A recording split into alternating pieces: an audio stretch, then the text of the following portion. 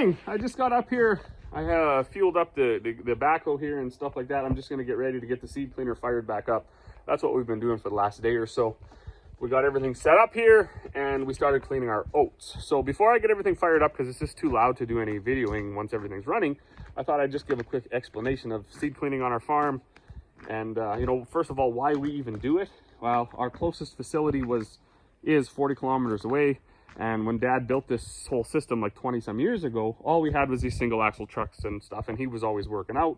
So it kind of was a nightmare. You'd have to, my mom or the old boy that lived here, they would have to make several single axle trips all the way to town, you know, take 4 or 5 loads of rough seed, get it cleaned, then go back, get 4 or 5 loads, and then make that extra trip to get the screenings, try to set up all the augers and stuff for unloading it. And you know, it was difficult for them when my dad wasn't here.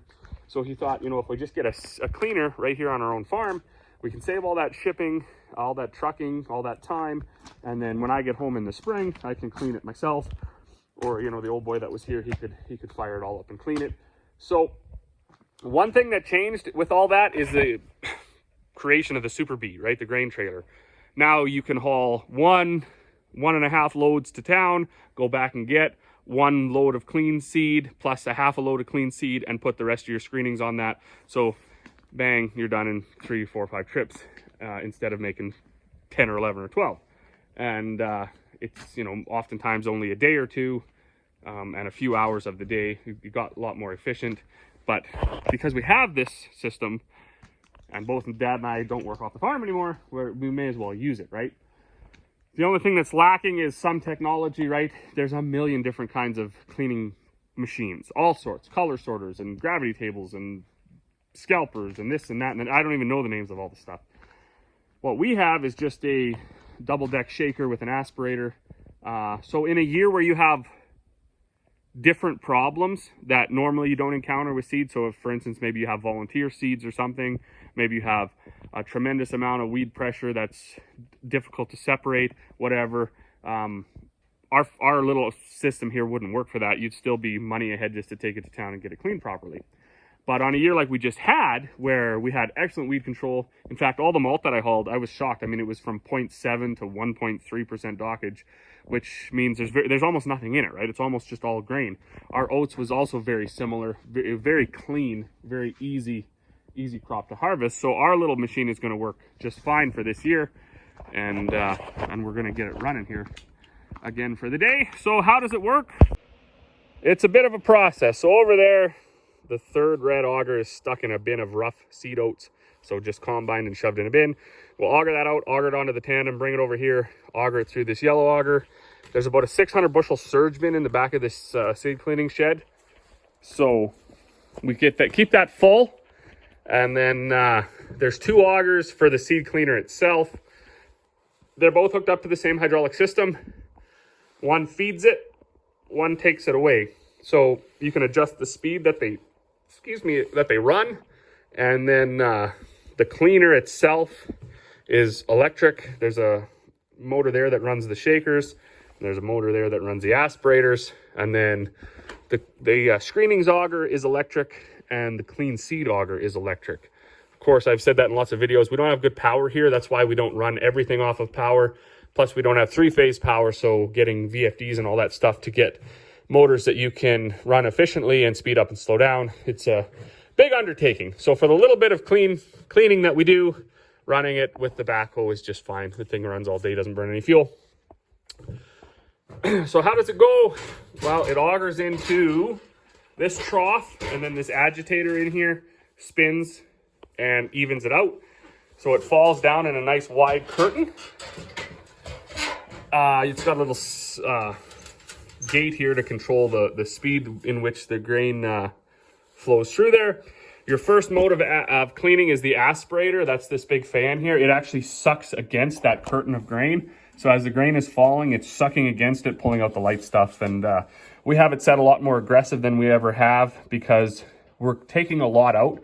And that's just because we have a lot of rough seed that we can clean, and it's all got good germ. So we can run it through a little, I don't want to say quicker, just a little more efficient if we pull a lot of stuff out. So we'll run more bushels through and we're going to end up with a cleaner sample just by having the machine set to be a lot more aggressive at pulling foreign stuff out. And of course, with the foreign stuff comes a lot of good seed. So the aspirator sucks against it.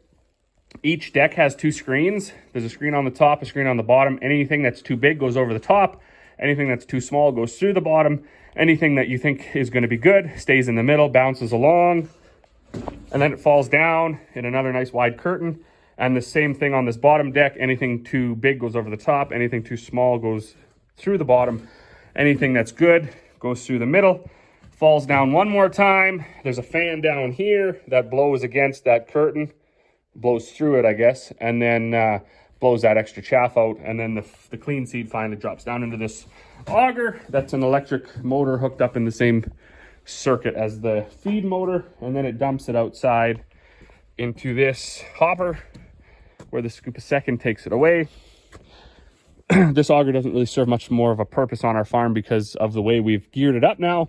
We actually lobbed the top of it off so we could change it to have more of a gear reduction to run slower. A scoop a second just had 2 gears, right? It had the drive gear and the driven gear that just turned against each other. So when we cut that off, now we could put a chain drive and a really big sprocket and a really small sprocket. So it runs really, really slow. But, I mean, this thing will probably live forever now, only augering a couple thousand bushels a year. And then this last year, I put this cone on here. This used to be for exhausting the diesel exhaust or gas exhaust out of their welder they had in the shop many, many years ago. Of course, we don't have that anymore. So I took it and I butchered it. I cut a hole in the side of it. I just copied basically the way the cyclone on our mix mill works. Cut a hole in the side of it so that aspirator could vent through there. Because what used to happen is it used to dump right on the ground here. And all your seeds and chaff and stuff, and you either had to bucket it into the shed and dump it in this screenings auger or shovel it onto the truck or something. And that was getting fairly labor intensive. So we used to not use our aspirator to its full capacity. We would close it up so it didn't take out very much. And that affected your ability to do a good job of cleaning. But now with this Frankenstein of a cyclone here, we can open that aspirator way up and there's a lot of volume of stuff comes out. A lot of big seeds, a lot of chaff, a lot of, gets most of the weed seeds right there if there's any at all. So it's just like a simple mixed mill cyclone. It goes, the air and all the material goes into that cone. I drilled a big hole in there and then I stuck a bucket in. So the air goes out the top of the bucket and then all the big stuff falls down and goes in that tube right into the screenings auger, and the bucket's in there just so you can put the lid on it for the winter and then it doesn't fill with snow. Very simple, and it cost $0, which I'm a big fan of. So that's kind of how all that goes. There's a million different options for screens. We have quite a few. There's way more than that you can imagine. The one thing we can't do a good job of is our peas, because there's just too many augers in the equation. There's like 1, 2, 3, 4, 5, 6. It'd be like 6 trips through an auger before you got the clean seed back in the bin, and that's just too many. So those we still haul to town. And if we ever encounter a situation where we got too much, the grain's just going to be too difficult to clean, then we haul that to town as well. But this year wasn't the case, so we're just cleaning it ourselves, and has been going fairly well. So I'm going to get everything fired up. Once I get everything fired up, I will shoot a few more videos. The other important thing to realize about cleaning seed on a farm is there's basically 2 reasons to do that. One is to remove the foreign material, the big chaff or the weed seeds or whatever like that. Obviously you don't want to reseed weed seeds, and you don't want the chaff that can potentially plug up your seeding equipment. So that's a big reason to clean the seed. But the other reason is to get the seed sized. You want it all uniform. There's the whole thing around seeding rates is you got to know what your seed is. So you count out 1,000 kernels and then you weigh them, and then you type in mortality rate, seeding rate, mortality rate, your drill spacing, your germination rate, 1,000 kernel weight. I think there's one more, I can't remember. and then how many plants per square foot you're aiming to get, and then this calculator, boom, will spit you out a number, and that's how many pounds or bushels an acre that you want to seed. If your seed is all different sizes, and it's all different weights and things like that, your 1,000 kernel weight is not going to be as accurate as if all the seeds are exactly the same. Now, do we get them all exactly the same? Obviously not, but by eliminating the big ones that don't go through the top screen and the small ones that fall through the bottom screens, you end up with a lot more uniform of a product. So seed cleaning is a two-part thing. One, removing the foreign material and the weed seeds and things like that. And two, just as important, is getting it all sized. So hopefully that was interesting, informative, whatever. If you have any questions, leave them in the comments, and I'll do my best to answer them. But for now, I'm going to get everything fired up. And like I say, I'll shoot a couple more videos of the machine running, and hopefully we can have a successful day, maybe even get the oats done today. As always, thanks for watching, and we'll see you all on the next one.